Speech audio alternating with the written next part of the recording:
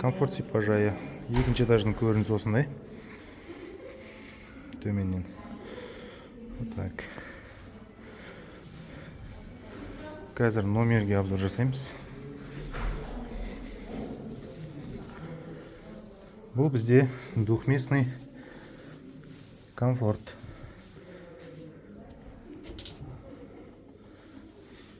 Телевизор, кондиционер.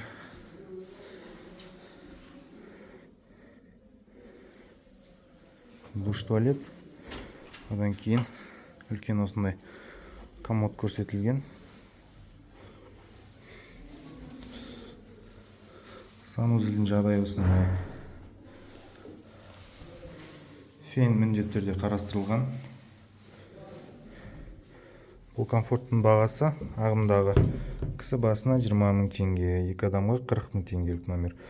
Суманың ішіне 4 мезгіл тамақ, жататын орын, 25 түрлі процедурасы кіреді.